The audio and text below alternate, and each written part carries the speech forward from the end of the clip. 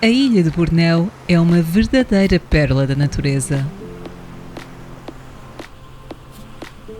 Para além das montanhas, grutas e florestas tropicais, esta ilha oferece a possibilidade de explorar um mundo subaquático.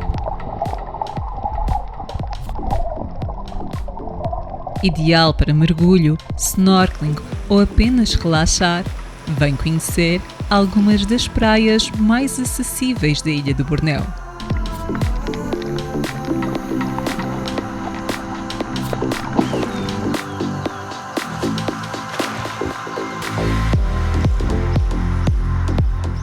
Os nossos últimos dias na ilha de Bornéu foram passados na cidade de Semporna. Confesso que não achei a cidade em si apelativa, mas serviu para pernoitarmos e explorarmos ao longo de 2 dias algumas das ilhas que se encontram ao seu largo.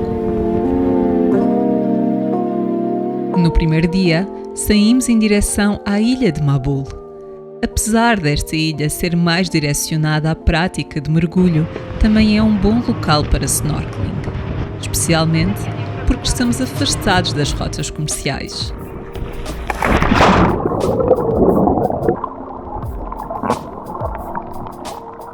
Com uma área equivalente a metade dos Estados Unidos, o Triângulo de Corais é uma área marinha localizada no oeste do Oceano Pacífico.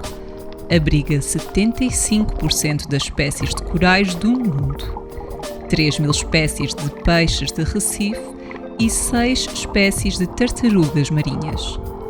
Não é de estranhar que algumas pessoas façam a comparação entre o Triângulo de Corais e a Amazónia. Quase como se este triângulo fosse a Amazónia subaquática. A nossa experiência contemplou 3 saídas de snorkeling. Avistámos imensos peixes, tartarugas e até mesmo uma cobra marinha venenosa que estava a ser empurrada pela corrente.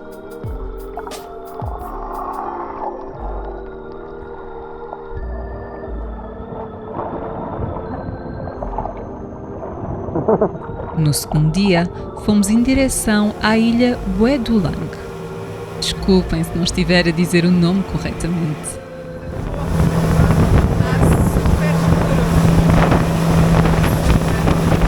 Estávamos à espera de uma enchente de pessoas nesta ilha, especialmente por ser fim de semana, mas tivemos uma agradável surpresa. Assim que chegámos à ilha, percebemos que a subida de 600 metros iria compensar. Entre a vegetação e piso escorregadio, fomos subindo. Nada nos preparava para o que estávamos prestes a observar.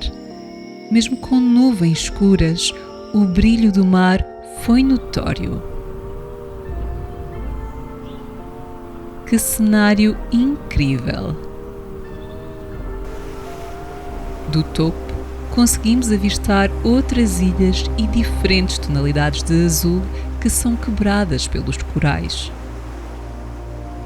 Não há dúvidas de que o mundo tem lugares lindíssimos, e este é um deles. Ao descermos, vimos uma vibra de Bornéu. Parece que elas estão presentes em vários lugares, só temos de andar atentos.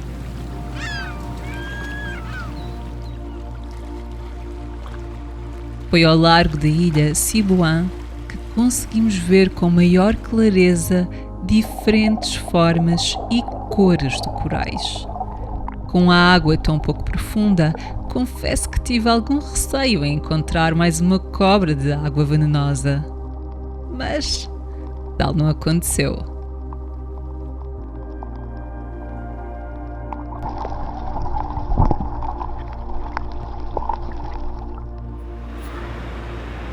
Em Kota Kinabalu, conseguimos sentir a agitação da cidade caracterizada pelo comércio.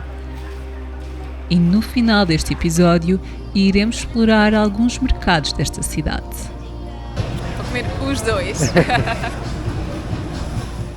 No terminal de barcos, escolhemos as ilhas que queríamos visitar e o tempo que queríamos permanecer em cada uma delas.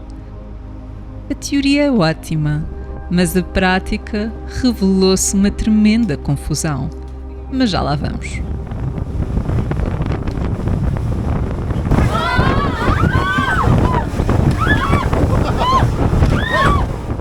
Visitámos 2 num dia e deixámos a terceira para o dia seguinte. O Parque Marinho de Tunku Abdul Rahman está localizado a cerca de 3 km da costa de Kota Kinabalu, sendo por isso bastante acessível a todos os que passem 1 ou 2 dias nesta cidade. Geologicamente, as ilhas são parte da Cordilheira Krukar, mas ficaram isoladas a quando da subida do mar após a última era do gelo.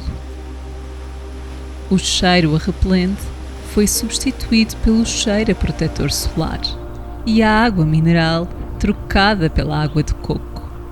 Chegámos à ilha Manukan. Super específico. Decidimos dar uma volta a pé no único trilho pedestre desta ilha. Só apresentar os mosquitos. Só que o ataque dos mosquitos foi tão intenso que só queria regressar à zona da praia o mais depressa possível. E assim que chegámos aqui abaixo a pé da água, a bandeira passou de amarela para roxa. Isso quer dizer que podem existir umas bichezas dentro da água, tipo alforrecas, por isso não vou arriscar.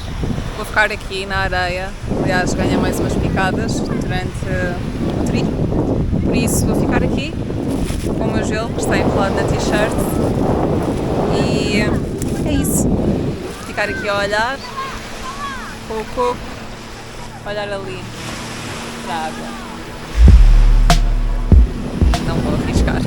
Nada como uma água de coco para aliviar a minha inquietação e frustração.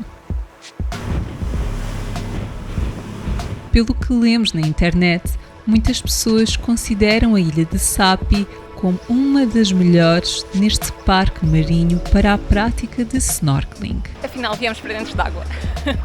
Ignorámos a bandeira roxa. Nós e tantas outras pessoas. Já na ilha, o Alexandre alugou umas barbatanas e máscara e nadou em direção aos corais. Observou uma raia, peixes palhaço, entre outros. Mas no meio destes peixes de Recife encontrou corais danificados. Alguns consequência de sucessivos toques propositados, outros por toques involuntários. Como bater de barbatanas. De todas as ilhas que visitámos em Kota Kinabalu, a que mais gostei foi a de Mamutik. Tem uma enorme extensão de areal e um recanto que poucas pessoas procuram. A temperatura estava ideal, porque apesar do calor, a sombra das palmeiras ajudava a refrescar. Na hora de nos irmos embora, a confusão foi grande. O horário de saída é marcado num papel e nós, enquanto turistas, não podemos ir num barco aleatório. Só que a verdade é que também não temos nenhum ponto de referência, nem nome de barco, nem de empresa.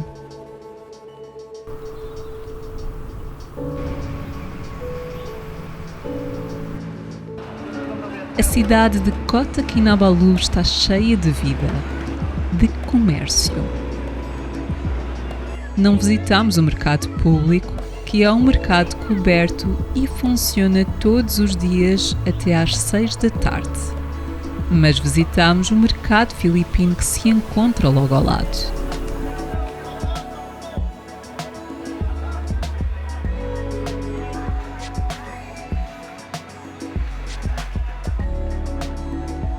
Todas as sextas e sábados, após o pôr do sol, o mercado noturno ganha vida. Ficámos alojados perto deste mercado que não desilude turistas e habitantes. A maior parte das pessoas faz as suas compras e senta-se pelas estradas largas. Achámos o preço um pouco elevado por comparação a restaurantes, mas foi um ótimo final de dia e uma boa forma de nos despedirmos de Kota Kinabalu. Vamos lá! Se ainda não segues o canal, não te esqueças de subscrever e deixar o teu like. São apenas 2 cliques e ajudam bastante. Obrigada e até breve.